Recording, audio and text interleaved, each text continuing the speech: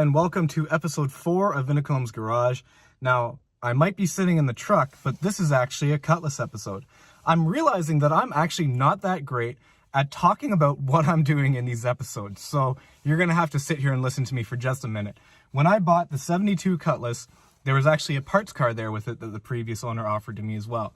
And I figured I was pushing my luck buying one old car, so I opted to let the parts car stay where it was. Now, fast forward a few years, and Nick in his 20s started to realize that car parts are kind of expensive. So I reached out to the previous owner and asked if he still had the parts car. Luckily, he did, and he was generous enough to just give it to me. So I got to check off an item on my bucket list, which is write a to-do list on the fender of a car, and I got right to work grabbing some parts off the parts car.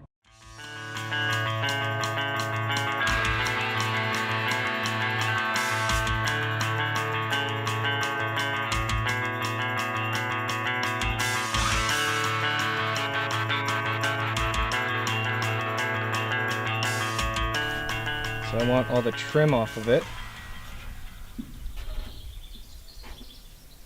I won't include the front bumper in that, that's a bigger job. I should have put up here clean. You'll see why I need to clean it in a minute. Dash, console, steering column, rear window, front suspension, the electric windows. So this is a nicer model of Cutlass, which means that it has some nice features like electric windows that I want to pull for mine. So I am going to take out the front windshield, obviously not to use it, but just to see if any of this metal underneath is any good, which I'm guessing not, but I'm an optimist. Look at how gross this is inside. But amazingly, the dash is still actually pretty good. There's one part off my list. Do a little walk around of the car so you can see how mangled it is. But there's actually a pretty decent amount of parts that I can pull off this thing, so I'm pretty happy with it overall. The back of it is really bad. Look at this.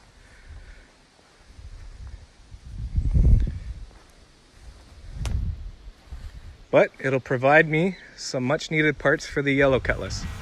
So it's gonna work great.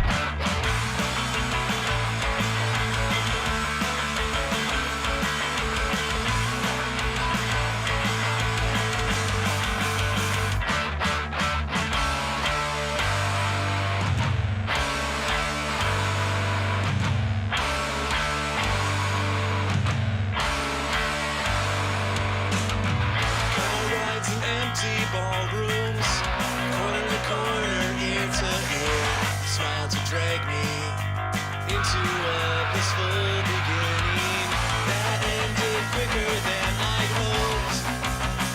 Thoughts of you moved me. Well, getting those seats out was way more frustrating than I thought it would be. So eventually I just shut the camera and asked for some help, and they are now out, but I'm going to try to work on a few of the less frustrating things, like pulling off some little bits of trim.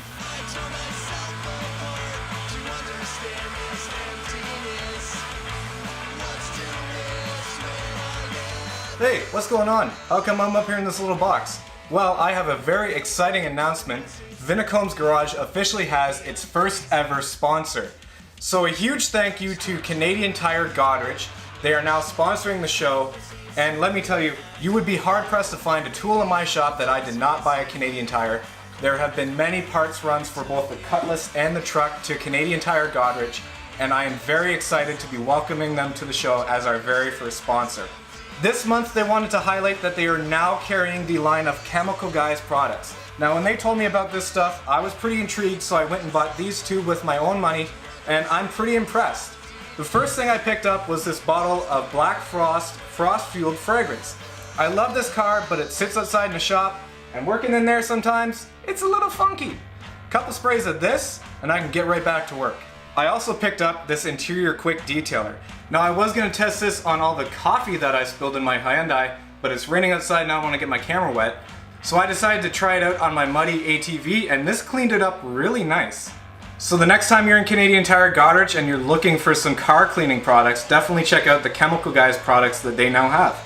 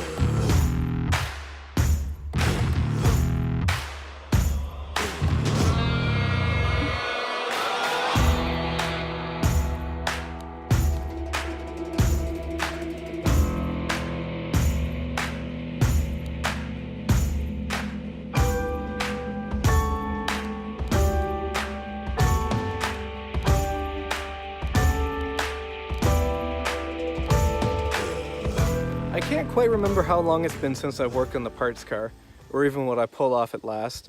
The list that I drew on the fender has almost completely faded away, so that's got to be some indication that quite an amount of time has passed.